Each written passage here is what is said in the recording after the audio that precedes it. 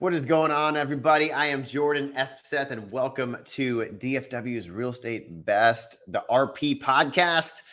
This week, as always, we have some amazing guests. One of our guests is our RP vetted business partner of ours. She's the CEO of a title company and the city councilwoman of Southlake, Texas. The other is a wildly successful realtor who's the broker owner of Summit Cove Realty. And if you want to hear their stories, how they got to where they're at now, what motivates them to continually produce and succeed at a high level, then tune in right now.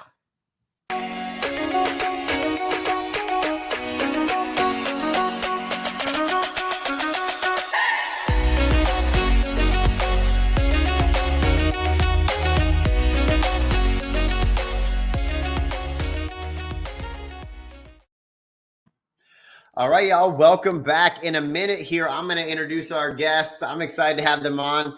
We've been having some tech difficulties and just things going on in our worlds, and that's what is it's a perfect depiction of being an entrepreneur and owning businesses, and there's always things happening, but we find a way to make it work. And so I'm excited to bring them on here in a minute.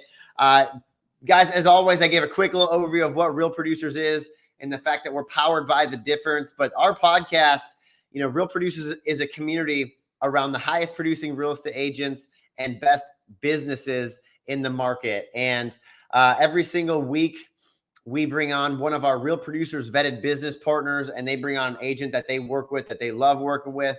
And we just got to hear their stories, and we get to jam out for a bit. And I'm super excited. Real Producers here in DFW has been around for a little over 3 years. We have 3 publications here.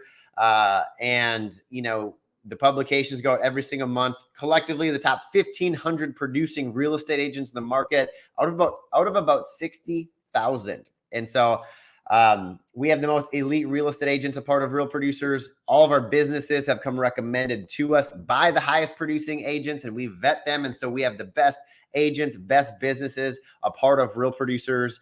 And we have the monthly magazine. We have the events on a regular basis. We got a really awesome event coming up here in 2 weeks. I'm sure we'll touch on that. But I'm just super excited about what we've built here in DFW with Real Producers. I'm excited about this podcast with Lendon. He's the founder of The Difference, which is what powers the RP podcast. And they provide video branding and digital business development solutions for small business owners and entrepreneurs locally as well as statewide. And I believe they've had over 600,000 viewers in 2020 alone. And The Difference can help, any business really grow their brand awareness and develop a message that humanizes your business in a way that grows your brand, expands your connections and relationships, increases your influence, your relevance, and quickly helps you become known as a power player and a mover and shaker in your sphere, community, industry, and in the business world. So thank you to Lendon. Thank you to the Difference for powering our podcast. And man, I'm excited. I'm excited to bring on both of our guests. In a second, we're going to bring them in. They're both sitting together, so we're going to cue them in at the same time. But Lendon, let me first do a brief intro of both of them. And then we'll call them in. But the first person that I want to quickly introduce is Amy Lepp. As I mentioned in our quick little intro, she is the CEO of Texas Excel Title, and recently also became the city councilwoman of Southlake. Just a very impressive person, and we're so excited to have Texas Excel as a partner.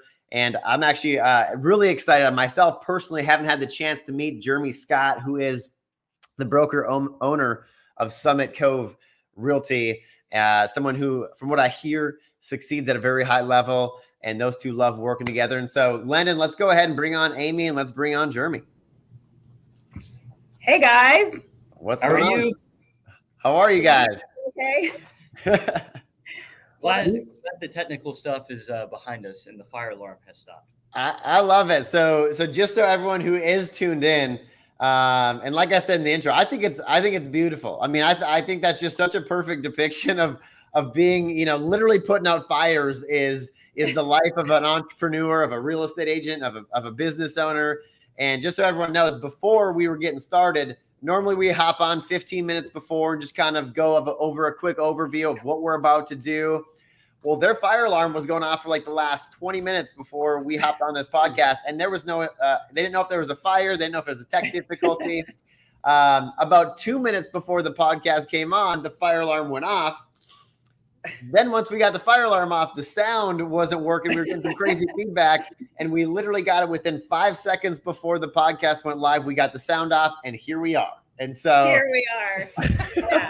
Such is our life, right? We're always trying to juggle. I always say we're trying to learn to fly the plane midair. Exactly. Well, hey, to me, I love this stuff because I like when we get authenticity. I like when we just let's shoot from the hip. You know, that's when you get to see people's really their hearts, their personalities, and you know. So I think it's gonna be great. I'm excited. I appreciate you guys for finding a way to make it happen and for hopping on today. So thank you for being here. Yeah, absolutely. You too. Yeah. Thank you for having us on. Absolutely. Well, what I'd love to do, just to kind of kick it off, I'd love everyone to get to know you guys both a little bit here. So why don't we just Amy, why don't we start a little bit with just tell everybody a little bit about you, a little bit about your journey, where you grew up, how you landed, where you're at right now, your business, family, and where you're at. Okay, I would love to. So I'm Amy Torres Lepp, and I love my title journey because it's like everybody else's journey in the title business. We all sort of accidentally fall into title. Nobody goes to college to get a degree in title and escrow. So true. Yeah. And so actually, I had gone to University of California at Davis, and I was looking for a house right out of college. And my realtor said to me, you know, you'd be really great in the title business. And I said, what's that? And her depiction of the title business, I tell people all the time, it was really cute. It was funny. She said, it's really easy. All you do is go around and talk to realtors and bring them balloons and cookies to open houses. And I'm like, 22 years old. I'm like, I can do that job.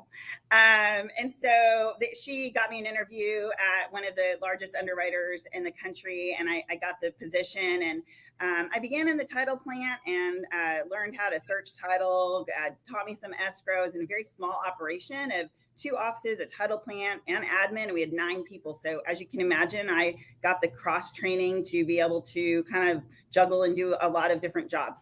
From there, they put me through a nationwide leadership school on how to run a title company, and went through a year-long program on budgeting and everything that it takes from an administrative side to run a title company. And I'm super thankful for that training and my experience with that underwriter, and kind of taught me a lot, and probably part of the reason that I'm here today and successful at it. So I, at 29 years old, they came to me and said, hey, we've got a sales manager position open in Dallas. And I said, Texas? I was in California. My family was in California. I had family in upstate New York. And I was like, well, I'm 29. And at that time, they preached to you that the top 3 qualities in a successful business person in title were relocatable, and relocatable. So I heeded that advice, and I up and moved my family to Texas in 2005. From there, I took over a sales team of 17 residential and commercial salespeople and did some operations. And it wasn't until 2013 that I was going through a divorce, and had been divorced or 2010, really 11. And then met my now husband, Scott Lepp, and co-founder of Texas Excel Title, who said to me, I don't understand why you don't own your own title company. And prior to that, I really was just a company girl. I wanted the gold watch, and I wanted to retire with, 40 years in the business at the same company. And that was really my goal. And so the rest is kind of history. We started a little fee attorney operation, and that didn't work out with partners. And so we went to an old family friend who's been a longtime friend of my husband Scott's. His name's Brett Martin. And we partnered with Brett, and Scott and I started Texas Excel. Some of the folks who I'd worked with back in 05, 06 are on my team now. And some of the folks that were in our fee attorney operation are on my team now. So we currently have 3 offices. We have 2 here in Southlake. Scott and I are really involved in the city of Southlake. As you said, Jordan, I was recently elected to Southlake City Council, which I absolutely love. It's a great little part-time job. I think people get confused. They're like, wait a minute, you're on city council. How do you work? Well, I basically work, full-time plus at the title company. And I have a lot of energy, as you can well imagine. Anybody who knows me knows I have a lot of energy. I'm not somebody who sits around and watches Netflix. So I prefer to volunteer and give back to the community with my spare time. And that's what I do on city council. So I really love being a part of the process, understanding what's coming to town, being able to talk about that with my clients, being able to speak to vacant parcels of land and how they're zoned. I love that. I think it adds incredible value just to me as a business person. And so as much as I love title, I also have this passion for the city and the development and everything that's come into town and being a part of that process. So I think mayor run might be in the future. Yeah, there we go. Yeah, I love actually. Yeah, exactly. Yeah. I know my friends tease me. They're like, "Okay, governor." I'm like, "No." President. I'm really Yeah. good right There you here. go. Yeah. Let's not stop here, right? Title first. When we met, when we partnered, it was what was the rest of it? Was it Del Frisco's and stuff? Like, what was the rest? Yes. Was that what it was? We're getting those awesome sweet potato fries. Yeah. But I love me some sweet potato fries at Del Frisco's Grill. yeah, we definitely bonded out over our passion for sweet potato fries. But that was like a week or so, I believe, before the actual election. You were running like, I know the election time was a different level. It was a different level. I was sleeping 3 to 4 hours a day. I would go to work all day and then go straight to campaign events, sometimes 2, 3, 4 in one evening. And then I was running all of my own social media and running all those different platforms, Instagram, the Facebook, all of it. And so I would go home and make my little Canva things at 10:30, 11, and then do all my postings from the day, and then go to bed at midnight or 1, and, back up at 4:30 or 5 to try to catch up on the title stuff that happened after 5 p.m. the day before. So it was a really, really busy time in my life, and that election season itself is my least favorite part of being a city councilwoman. I really just love the serving part and the actual work. And the election part is a little gruesome, but I got through. Yes. Yeah. Well, you made through, and obviously congrats again. We love having you guys as partners, and it was fun to see you win. I think I was a little zombie-ish a week before the election, though. I mean, some of my friends came to me later and they said, we were actually really worried about you. Yeah, I think I was expressionless as my brain was running on overload all the time. But I learned my own limits. Actually, that was a really good test for me personally, because I have this thing, and I tell Scott all the time, we can sleep when we're dead. It's really not appropriate, but and people say to me, they're tired. I'm like, what do you mean you're tired? You can't be tired. Let's go. Like, I don't have a lot of I'm tired in me ever. So I really did reach my own limit, which was a good lesson for me. You realized you're human, Amy. Yes. That's great. Well, don't get dead. Yeah. Well, I love that. We'll dive in a little bit more on that, I'm sure. I want to bring in Mr. Jeremy Scott. I haven't even had the pleasure of meeting him, so I'm nice to meet you, George. Yes, it's a pleasure, and I've heard obviously amazing things about you, and the kind of same thing we just talked about with Amy. I'd love to hear a little bit, because again, the thing that I love about Real Producers is we genuinely get to hear their stories, their hearts, like what makes them tick, like why they're successful, and kind of the personal side of who they are. And so I'm excited to get to know you a little bit better as well. But yeah, just share about where you grew up, how you got into where you're at, kind of what happened before real estate, and where you're at now. Yeah, absolutely. So let's see, I'm also from California originally. Common trend out here in DFW, right? Yeah. I moved here when I was 11 from Bakersfield, California. And if anybody knows where that is, it's not cool. North, right? Not California like you'd think. So we moved here when I was 11, went to Texas A&M, just like them. Little farther apart, but we all went to the same school. After that, I actually worked for Sewell Automotive. If you have any knowledge of Sewell, it's a reputable car company. At the end of the day, it's still a car business, so that's the tough part. But got really, really good sales training, really good people there, and they recruit extremely heavily out of A&M. But I just kind of got fed up with that. And my dad is also not necessarily full-time now, but he had done real estate for quite a while. So I was just like, well, I like his free time. I like his flexibility. I got plenty of money saved for a single guy that's 24. I'm gonna quit and go do real estate. So I golfed like 3 or 4 days a week. Didn't make like hardly any money. Didn't do anything that was there. And so I was loving it. It was great, but I wasn't doing anything for real estate. Just a few deals here and there. Yeah. So I got really into day trading. So if anybody knows what that is, you've probably lost a lot of money also. So that nest egg I had was gone. That's how I got really good at real estate, because I was about to get married at this point, I guess 26, and I lost a lot of cash in the market. So it was just enough to not go under, but it's like, okay, I got to get to work and figure out how to make some money. And on top of that, I was paying for the wedding in cash. So it's like, I really, really got to get to work. So really just pressed, grinded, tried anything under the sun. And that's what I like to share with all my agents is like, guys, there's such shiny toy object syndrome out there. Mm-hmm. Like you can pay and try all these different things. I know what works. I'm not saying other stuff doesn't, but if you do this and you're self-disciplined with it, you will succeed. But the point is I did, everything under the sun to try to figure out lead generation.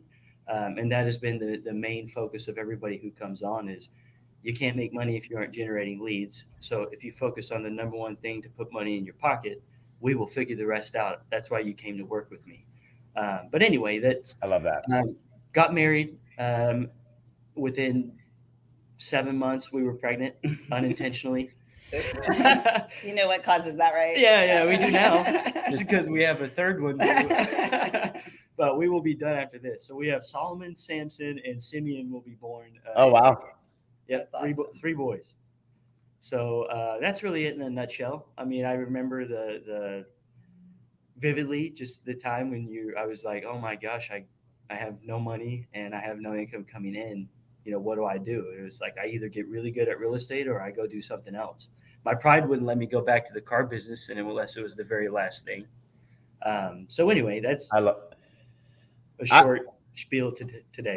I love that. I love that. I can relate so much to, and one of the questions I often ask on the podcast is, Tony Robbins says that people are motivated by either pain or pleasure. The pleasure of a vision of a better life, or the pain of failing, or the pain of going back to the car business or whatever, of not providing for your family. Most people, it's the pain is a more negative, or more of a driver, at least early on. Usually when people have success, then it becomes more of what can I do now? But you kind of point that out, because I've always said for myself, because when I started here too, I actually have a healthcare background. And when I came here to DFW to start Real Producers, I didn't know a single person. And I'm one of those people that I hate the idea of 9 to 5s. I mean, I work more than that, but I like that the 9 to 5 concept feels like a prison to me. Right. And I remember when it was super hard and I was like, I don't know if this thing's going to work. For me, it was like, yeah, but I really don't want to go and fail and go back to that. So we're going to keep pushing. And it sounds like for you, it was kind of like, man, no money. I got kids. We got things to do. And it sounds like that was a pretty big motivator for you, the negative side of not we'll call it a growing up period. I really needed to grow up. Yeah. I love that. I think that's super powerful. I was actually just meeting, you said Sewell. Any chance you know of a guy by the name of Chris Schaefer? What dealership is he at? Oh, he worked for Sewell for many years. He's retired now, but okay. But man, normally I know him. I know the people, but I don't know his name. Maybe if I saw his face, because it really is a tight-knit community. Yeah, he's a good man, and we go to Elevate Life Church together, and cool. And okay. So we were just chatting yesterday morning, and he was talking about Sewell a little bit. So that's awesome. So if he was there for a while, I bet he worked up into management and all that. I believe so. Yeah. Yep. And I'll tell you, I got no beef with the car business. And Sewell, if you're going to be in the car business, I would highly recommend it. But the reason I left was I noticed all the managers, and to each their own, they have problems, but the work came before their families, and their families suffered from it. Literally 90% of them. And I was like, I don't want that for myself. Yes. So why not get out before the brand new Escalade comes out, even though everyone's going to pay MSRP and we're going to make good commissions? It's like, I'm going to get stuck if I don't leave. Yeah. That's easy too. You know, I have buddies that are in the corporate world that would love to be entrepreneurial, but once you're in that for a while, you have kids, you know, it's like it's a different ball game when you're married and have kids and you're trying to get out of that the what seems to be a cushy, you know, corporate job. It's a little nervous to go venture out. So good for you, man, for pushing through and You too, not knowing anybody. And Yeah, 100%. planning. Luckily, I grew up here. I knew everybody. They helped me get started. Amy, were you Bakersfield as well, or where in California? No, my parents are, they were in San Jose, but they were like on the Fremont border. But then I went to University of California at Davis. So all Northern California. Bakersfield is Northern California. He's right. It's not like Bakersfield isn't like, oh, we're going to go to the beach today. So we're going to go get some crystal meth. Yeah. It's true, sadly. Yeah. They're like top 3 in the nation. Yeah. Crystal meth problem. Dang. I was one of my best friends just moved up to Dana Point, California, which is like just south Now of Dana Newport. Point is amazing. Yeah. Now I still wouldn't want to live in California or raise my children there, but if you're going to go visit or you're going to have a second home or something, Dana Point's amazing. It's Totally. beautiful. Yeah. Totally. Well, hopefully he's not listening because he just moved out there. So, Hey, I was going to ask, I love that background setup. yeah. I'm right. That's the star behind me. So. Okay, I thought it was a star. That's awesome. Yes, yeah, the Sky House. I got nothing but windows in my apartment, so it's good views. See your cat earlier, Jordan. Like, Oh yeah, Mia likes to make some cat cameos from time to time. So, you know, she'll probably hop up on the desk here and we'll make sure she says her 2 cents. But I was gonna ask you guys, how did you guys meet and when did that happen? So the person who brought me to Texas when I was with the large national underwriter, and he was my boss, now works for me. His name is Steve Presti, and he's known Jeremy a long, long time. So when Steve came to work for me and he started reaching out to all of his, sphere, he reached out to Jeremy, and Jeremy began a relationship with our title company through Steve. So yeah, how did you meet Steve? I don't even know. Through Sewell, because his daughter's at Sewell. Yep, we worked together, and she's a year younger than me. So then she gave him my number, and he hey, I'm Kaylee's dad, and I had met him before. And if you don't know Steve, he's very relentless. So it was like, and we're friends, but he's basically like, you're gonna do business with me. Perfect. Yeah. So that's how it happened. And I met Kaylee when she was like 13 years old. They moved my family out here, and we had no idea where we were anybody. I mean, Steve was the first person I met here. He picked me up from the airport and welcomed to your new job in Dallas. And so Kaylee was like this little 8th grade. So now she's like married, 2 kids. I'm sure she was sassy. Yeah, she was.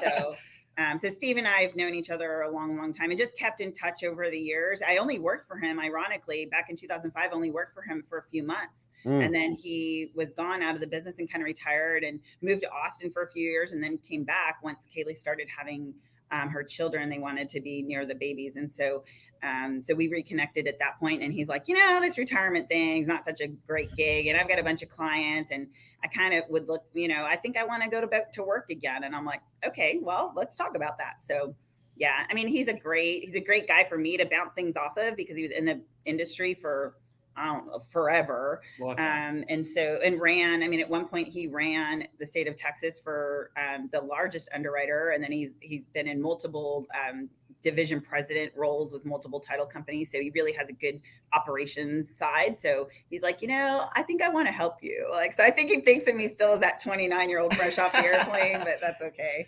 I love that.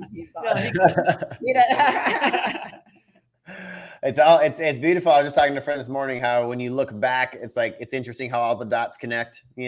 I think Steve Jobs actually has a quote about that, but it's like, I met that person, which was for maybe 2 months, but it connected me to this person, which led me here, and now here I am. Never burn a bridge. That's something Chris Schaefer was saying yesterday from Sewell. He was just saying, he said, one thing I've never done is, or I'm proud to say, is I'd never burn bridges. And especially in an industry like real estate or title, like when it's all relationship driven, it's important. Community at the end of the day. It really, really is. I mean, we just had an escrow officer leave a year or so ago. And the last thing I said to her was, you never know if our paths are going to cross again. And I understand that you think this might be a better opportunity, but you never know. And sure enough, a few weeks ago, she called back and she started back with us again last Monday. So you just never know. She's like, will you please take me back? And I was like, she's like, I made a mistake. The grass isn't greener. I miss you all. That is hilarious. And Well, that's so, good. yeah, it's good. It's Absolutely. good. And if you keep those relationships and just, stay positive and stay who you are, genuine, I guess. Yes. Well, like Jeremy was saying, there's so many shiny objects too, and people do forget that, like, the grass does seem greener, and it just tends to never be. Like when you get there, then the other side looks greener again, and we get so caught up in that shiny object that, like, ooh, like this job or this new location or this new gimmick or this new software, and like Jeremy said, like sometimes you just gotta stay in your lane. Well, what I say, it's like car shopping, right? The shiny thing, like, I might really enjoy my car and might like my car, but the minute you go shop at Sewell and all of a sudden you're like, oh, the car smell, oh, this. It's the same way in title or in real estate when people switch brokerages. And what I say is, there's no perfect company, but with us, at least you know what you're up against, or our challenges. And I'm willing to listen and hear and try to solve and try to fix. And you don't always have the owners or the CEO's ear to be able to do that. And if you leave, you're just going to trade in one set of problems for a whole new set of problems that you're not even sure what they might be. Right. At least you know what you're up against. Right. Yes. One thing I learned this year is not everybody is a good fit for the right company. True. And I now communicate that in the very beginning, and it just makes life easier. Yes. If we have issues, because it's like we talked about in the beginning, it's not going the way we expected. But even then, it just makes it simpler to part ways if that did happen and they didn't come back. That's the flip side of it, I guess. Yeah. And Jeremy's right. Like not everybody is, not everybody's a great fit for every company, and not every culture is the same, and not every, not every leader is the same, and not every person is the same. We all bring different sets of experiences and unique skill sets, and you might not want to be a part of a company where one of our core values is fun. I think that that's fun, but that might not be everybody's cup of tea, right? It just might not be. So I know when we recruit and when we look to retain and get talent, we really want the people who want to be a part of something and want to be a part of something fun and something growing and something exciting. And this isn't that, like, to Jordan, to your point, the 9 to 5, like mundane, go to work, like put in your time, clock your time clock and go home. I really want people who have the energy to want to be here and want to be a part of something fresh and something fun and something growing, and be able to do podcasts and be able to do all the cool stuff that is new and taking the industry to the next level. So no, I love that. I one of my favorite questions to ask too is, you guys obviously been working together. You guys are, both successful in what you do. You operate at a high level. I mentioned there's like roughly 60,000 licensed real estate agents. I'm sure, Jeremy's in like the top 2% out of that. And Amy, there's I don't know how many different title companies out there. They're not all created equal, but you guys have done incredible in what you do. And so Amy, I'd love to put you guys on the spot, but like working with someone like Jeremy, how is it? You've worked with probably a ton of different agents, probably a lot of them that are the onesie twosies that get out after a year or whatever. Like, what's the difference? And what is it like working with someone like Jeremy, maybe compared to, the average agent that, we all know about? Yeah. I think the difference for us, and I hope Jeremy would say the same, is we really try to partner with, our agents and brokers, especially if we have several small brokers that work with us, and we love to take them in as family. And so they end up hosting their office meetings here with us. We'll get here early and make sure they have breakfast and coffee, and just really take them under our wing, bring them educational tools, bring them classes.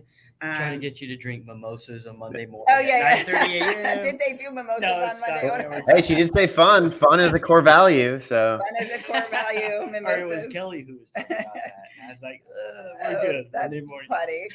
Monday morning mimosas. Yeah, I do have a sales gal on my team, and she's so cute. Like, she has classes and she's got everybody drinking mimosas, and I'm like, oh my gosh, no, I can't do mimosas. But I think we really just try to partner with him and be that resource. And I mean, I don't know if you want to add to that. Yeah, 100%. That is huge for my business and a place for my team to go, because we're all virtual and we do meet up, but I have a unique commission structure, and I'm able to give back a lot, especially to experienced agents because of that. But having a place to come meet, and we're now at 19 agents, so like kind of have a need to meet, it's an amazing opportunity. And then on top of that, I like the setup they have. It looks very professional. So when you bring your clients there, it looks good and you look more like an expert, right? Totally. Yeah. And then lastly, to be honest, Steve is very on top of my deals, and he makes it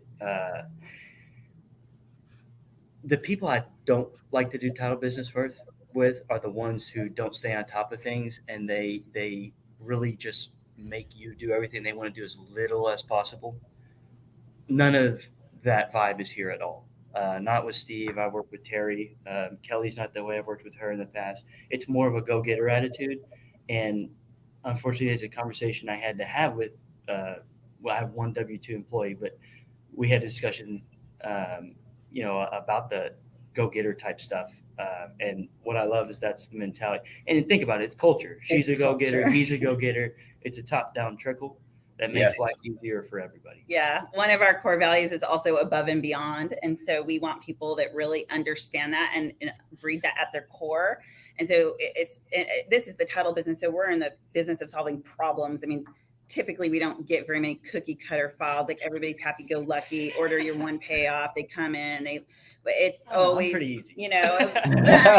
Always something. I mean, I always say if it was like back in the days of the yellow pages, I would take out an ad under like divorce, dead people, because we have a business of solving problems. And so it can have that servant's heart and that above and beyond, and really explain things and really take people under our wing, and understanding that entitled people only buy and sell typically once every 7 years. And so this experience can be stressful, and I preach that from the top down, so that my team, no matter what kind of day they're having, if they have 8 closings, every single one of them are unique and come in with their own set of circumstances. And it's important that the end of the process not be like a bad day at Disneyland where the kids leave crying and it's just a disaster. It needs to be a smooth, calm, easy process. And our job is make it less stressful. Mm-hmm. Yeah. Yeah. And there's like that right now. Well, thanks. Well, that's what I love. I mean, one of the things that I love about just the Real Producers community is that we do have the highest producing agents that work at a super high level, as well as the businesses that work with them too. And we typically don't deal with, we've had a few businesses. I always tell people we've had a few businesses that we've partnered with that we've actually let go because they weren't meeting the standard of what we want for a Real Producers Vet business partner. And I just hear over and over, I mean, the value that comes with working with a trusted vendor partner as an agent. And then also for those business partners of ours to be working with, agents like Jeremy and people that have their business tightened up and that they work as a professional level and they're relationship driven. I just hear over and over that's just so powerful to have those relationships. And we've kind of touched on this a little bit, but I always love to ask if there's anything else that you guys would add in terms of the success. We can maybe start with Jeremy, but like the success that you've had in your business, is there anything else you would add to maybe why you believe that you've had the success that you've had? Yeah, definitely.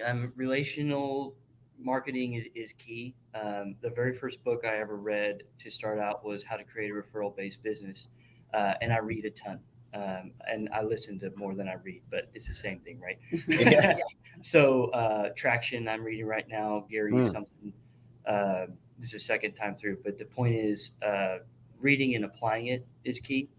And then in terms of just doing the right things, like you don't have to know how to do every single lead generation thing, but you need to know what works. And then really self-discipline in this business. If you don't have it, you will fail. And if you can't work out that self-discipline muscle, don't even bother, right? Yeah. If you can't be self-disciplined, even if you go to the office every day, people think they're working when they're sitting there on their computer, but you're not. If you're not producing leads in business, right?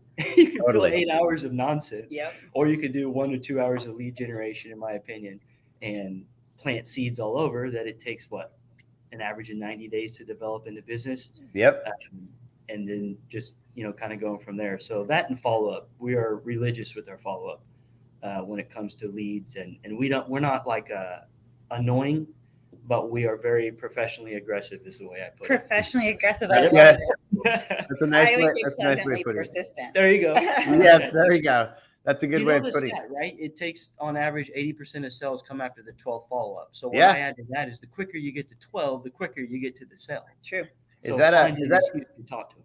is it Jeb Blunt, Fanatical Prospecting is a book that I think he talked. If you haven't read that, that's a good one too. But he talks about Fanatical prospecting. I'm Nice. going to add that to my list. Same yeah, here. it's a good one, and he talks about everything you were just saying right there. So I was like, yeah, I bet you he's read that book. But that's exactly right. And if you don't have the discipline, right, you'll probably find yourself golfing 2-3 times a week when you could be, which you obviously you were able to find that discipline muscle and grow it. So I still might do that, but hey, as long as you got the leads part of it done, that's exactly. Focus on what works and enjoying life.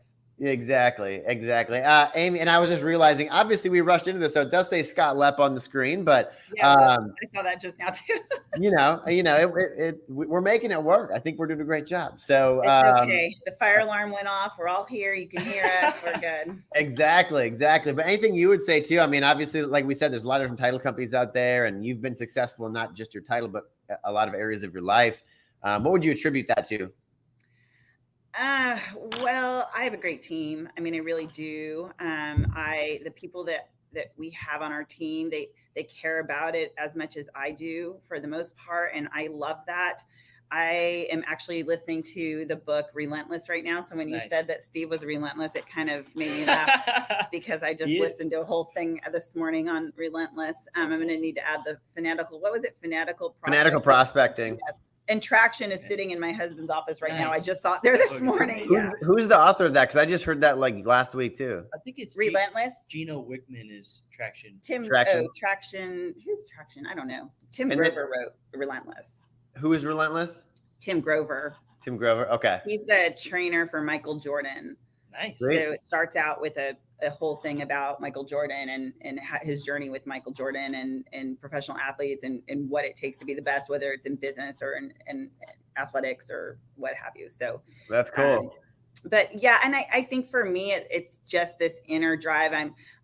I'm not money motivated at all, which is interesting for somebody who owns a company or a CEO. I am more motivated by doing a great job and by providing. I love the growth of people around me. So I love to see the escrow officers double, triple their business. I love to celebrate with them when they have a great commission month and they can go buy a new Louis Vuitton bag or get a new home or send their kid through college. I love that. I love helping our customers be more successful. So to take somebody who's, young and in their 20s and to watch them grow and blossom into a $10 or $20 million a year producer and do that same thing for their family and provide for their family. And I love that. That's what motivates me and giving back, of course. So I feel like I'm kind of just a vehicle for all of that to happen. And I'm just blessed with the energy to help it happen for other people. Yeah. The world needs more people like that. More people that can survive off 3 hours of sleep. Yeah. I love that. Well, you guys you have a lot on your plates. You guys, you have a lot of drive.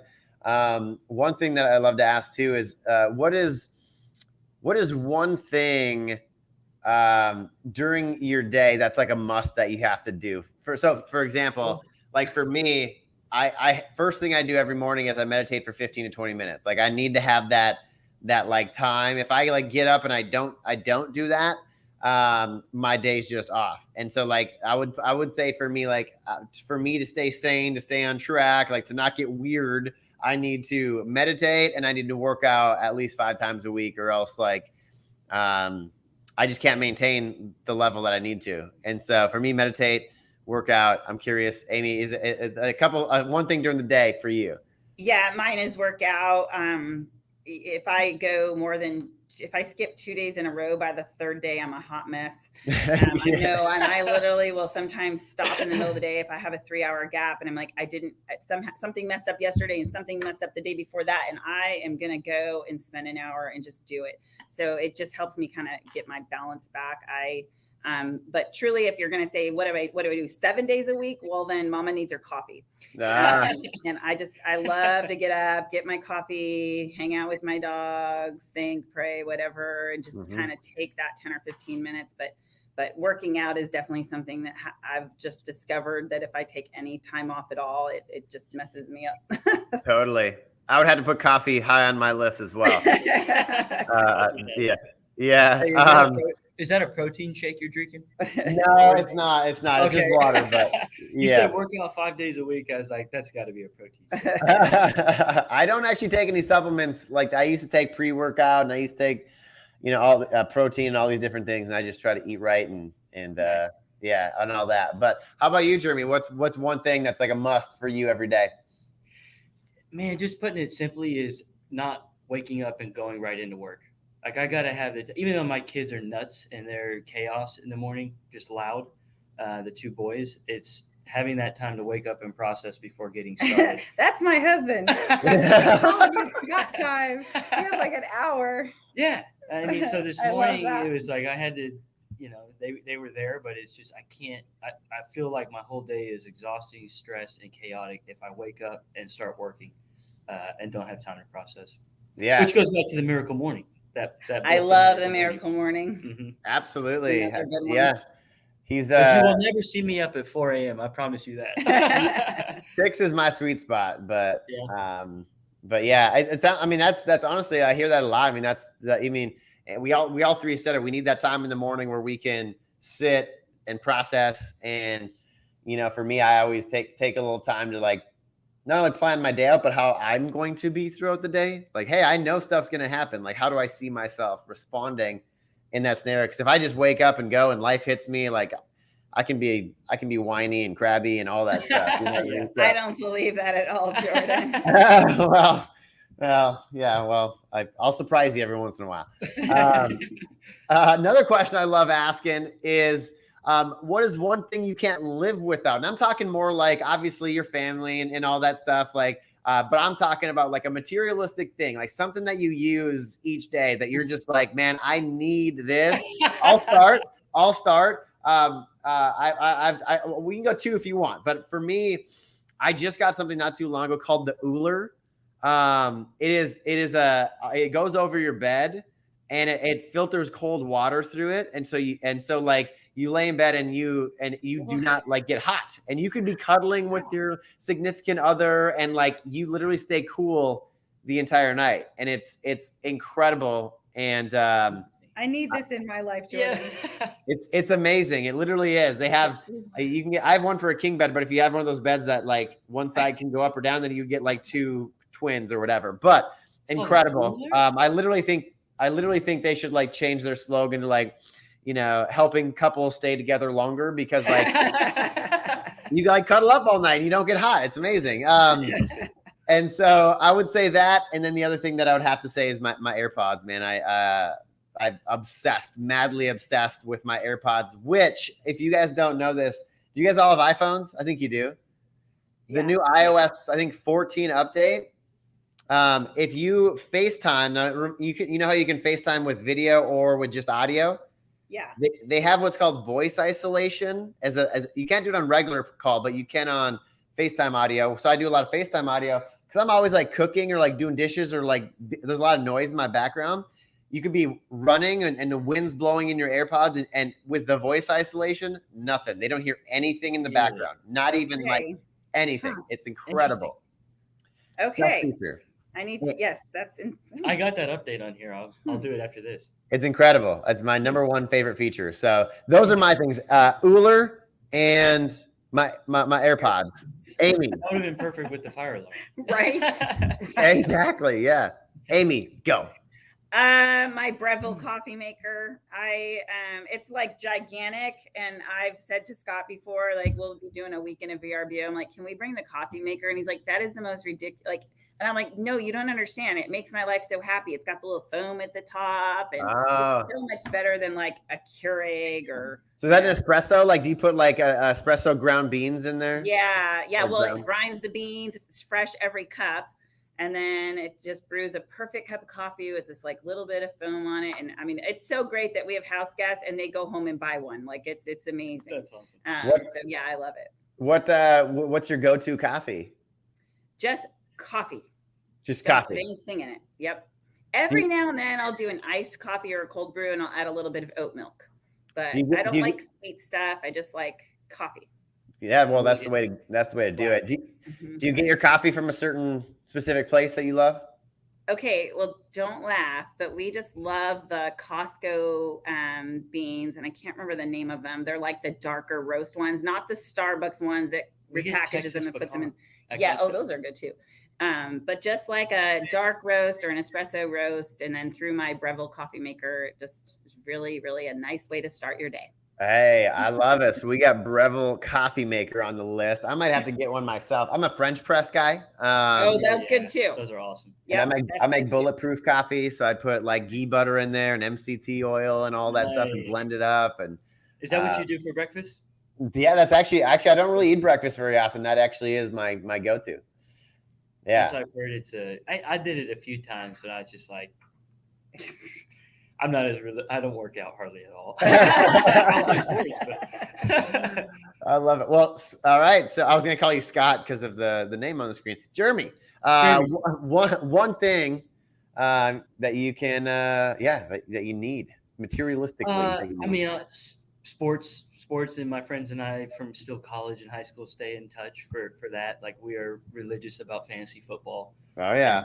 Just kind of to a stupid level, but it's fun. I mean, it keeps us busy, and it distracts me from, I guess, business stuff 24/7. But I mean, when you start becoming the business owner, you have a little bit more free time, right? Yes. So it's like, what do you?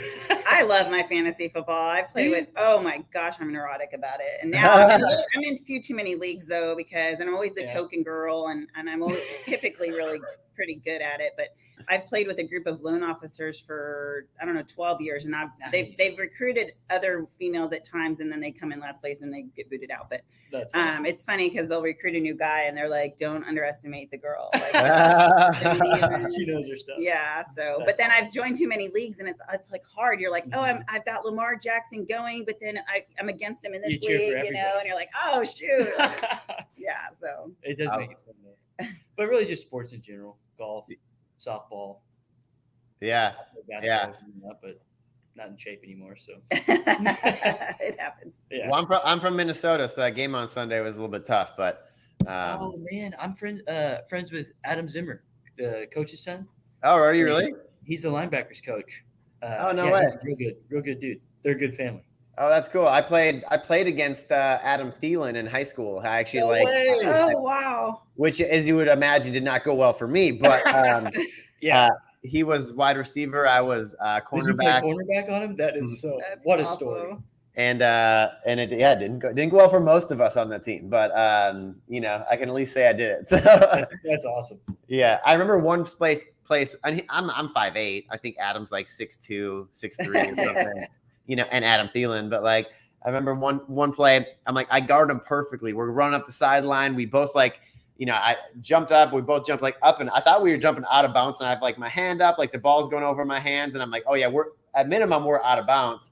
But somehow he caught it, kept his feet in. I caught up, and I was like, there's no way. I was like, what just happened? Yeah, was he nice or did he talk a little trash?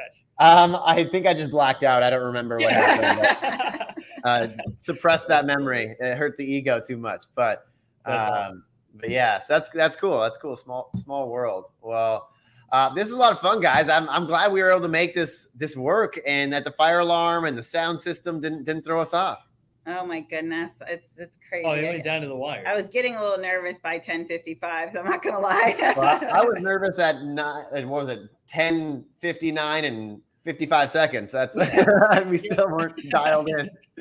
I was gonna say, Amy, are you registered for the SB event coming up on 2 weeks from today? think I am, or Michelle got 2 tickets, and I was going to go with her. I think. Do I need to get with you on that? Well, I just want to make sure. I want to make sure, and I was going to say, Jeremy, I don't know. I mean, I'd love to invite you to that. Yeah, I need to learn more about it. Yeah. Absolutely. Yeah, we have Amy. If Amy loves you, give. She can invite you, and I'm inviting you too. But it's going to be in 2 weeks from today. It's our first ever awards gala, so it's black tie optional. It's going to be a pretty awesome event. We're running low on tickets though. We only have a space for 500 for this event, and we're going to max out pretty soon. And so I'll shoot you guys a text here after, and we'll make sure that if you can make it, Jeremy would love to have you there. It's going to be a fun event.